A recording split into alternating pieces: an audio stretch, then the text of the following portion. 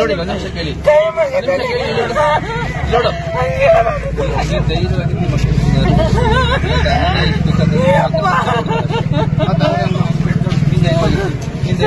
ನೋಡಿ ಕೈ ಮುಗಿತಂದ್ರೆ ಹಂಗೆ ಹೇಳ್ಬೇಡ್ರಿ ಬದುಕ್ಲಿ ಅಂತ ಹೇಳ್ರಿ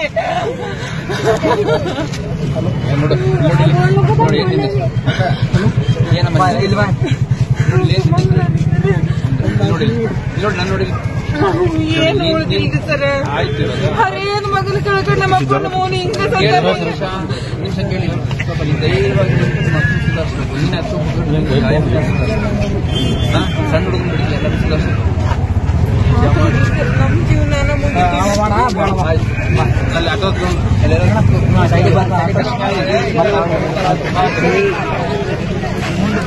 ಸೋಮಣ್ಣ ಪ್ಲಾನ್ ನೀವು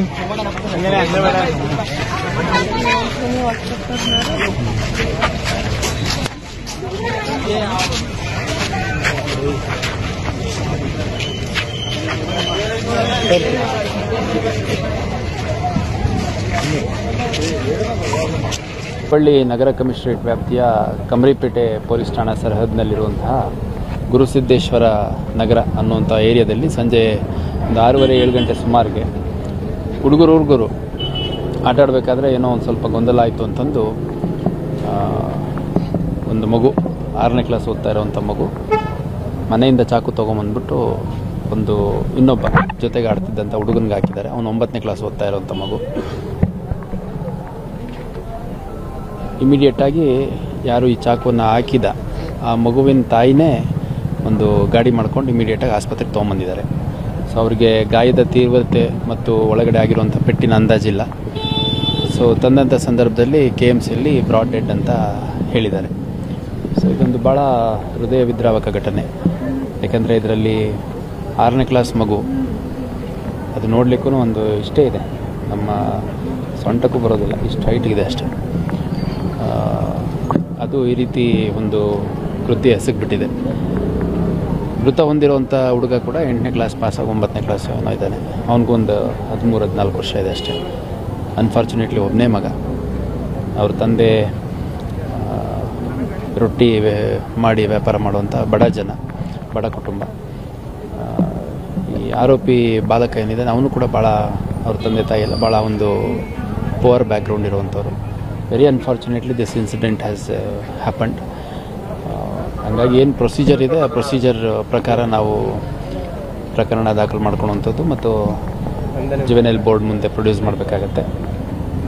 ಆ ಒಂದು ಪ್ರಕ್ರಿಯೆಯನ್ನು ಮಾಡಲಾಗತ್ತೆ. ಮತ್ತು ನಾನು ಎಲ್ಲ ಪೋಷಕರಲ್ಲಿ ಒಂದು ಮನವಿ ಮಾಡಲಿಕ್ಕೆ ಇಷ್ಟಪಡುವಂಥದ್ದು, ನೋಡಿ 6ನೇ ಕ್ಲಾಸ್ ಮಗು ಚಾಕು ತೊಗೊಂಬಂದು ಹಾಕುವಂಥ ಒಂದು ಪ್ರವೃತ್ತಿ ಬೆಳೆದಿದೆ ಅಂತಂದರೆ ವೆರಿ ಅನ್ಫಾರ್ಚುನೇಟ್. ಎಲ್ಲೋ ಒಂದು ಕಡೆ ಇದು TV ಇರ್ಬೋದು, ಮೊಬೈಲ್ಗಳಿರ್ಬೋದು, ಆಮೇಲೆ ಮುಖ್ಯವಾಗಿ TV ಮತ್ತು ಮೊಬೈಲ್ಗಳಲ್ಲಿರುವಂಥ ಕ್ರೌರ್ಯ ಇರ್ಬೋದು. ಅದರ ಜೊತೆಗೆ ಎಲ್ಲೋ ಒಂದು ಕಡೆ ತಂದೆ ತಾಯಿಗಳು ಆ ಮಕ್ಕಳನ್ನು ಗಮನಿಸೋ ರೀತಿಯಲ್ಲಿ ಮತ್ತು ಅಕ್ಕಪಕ್ಕದ ಮನೆಯವರು, ಸಮಾಜ ಎಲ್ಲರೂ ಈ ಒಂದು ಘಟನೆಯಿಂದ ಎಚ್ಚೆತ್ತುಕೊಳ್ಳಬೇಕಾಗಿದೆ. ಯಾಕಂದರೆ ಆ ಮಗುನಿನ್ನೂ ಆರೋಪಿ ಅಂತ ಕರೆಯೋ ಸಂದರ್ಭ ಬಂದಿದೆ. ಬಿಟ್ಟರೆ ತಂದೆ ತಾಯಿಗಳು ಎತ್ಕೊಂಡು ಓಡಾಡೋಂಥ ಮಗು. ಯಾಕಂದರೆ ಅದಿರೋದು ಸ್ವಲ್ಪ ಕುಳ್ಳ ಇದೆ. ತಂದೆ ತಾಯಿಗಳು ಎತ್ಕೊಂಡು ಒಂದೆರಡು ಫೋಟೋ ನೋಡಿದೆ. ತಂದೆ ತಾಯಿ ಎಲ್ಲ ಎತ್ಕೊಂಡಿದ್ದಾರೆ ಈ ಒಂದು 15 ದಿವಸ ವಾರದ ಕೆಳಗಡೆ ಆಗಿರುವಂಥ ಘಟನೆಯಲ್ಲಿ. ವೆರಿ ಅನ್ಫಾರ್ಚುನೇಟು. ಈ ಥರ ಇನ್ಸಿಡೆಂಟ್ಗಳಾಗಬಾರ್ದು. ದಯವಿಟ್ಟು ಎಲ್ಲ ಪೋಷಕರು ತಮ್ಮ ಮಕ್ಕಳ ಚಟುವಟಿಕೆ, ಅವ್ರ ಮನಸ್ಥಿತಿ, ಇದ್ರ ಬಗ್ಗೆ ಸ್ವಲ್ಪ ಗಮನ ಹರಿಸಬೇಕು ಅಂತ ನಾನು ಮನವಿ ಮಾಡ್ತೇನೆ. ಈ ಹಿಂದೆ ನಾನು ಬೆಂಗಳೂರು DCP ಇದ್ದಂಥ ಸಂದರ್ಭದಲ್ಲಿ ಒಂದು 7ನೇ ಕ್ಲಾಸ್ ಓದ್ತಿರೋಂಥ ಹೆಣ್ಮಗಳು ತನ್ನ ತಂದೆಯನ್ನೇ ಭಾಳ ಬ್ರೂಟಲ್ಲಾಗಿ ಕೊಲೆ ಮಾಡಿದ್ಲು. ಸೊ ಆ ಒಂದು ಸಂದರ್ಭದಲ್ಲೂ ಕೂಡ ನಾನು ಅದೇ ಮನವಿಯನ್ನು ಮಾಡಿದ್ದೆ. ಮಕ್ಕಳ ಮನಸ್ಥಿತಿ ಏನಿದೆ ಅನ್ನೋಂಥದ್ದನ್ನು ಸ್ವಲ್ಪ ನೋಡ್ತಾ ಇರಿ.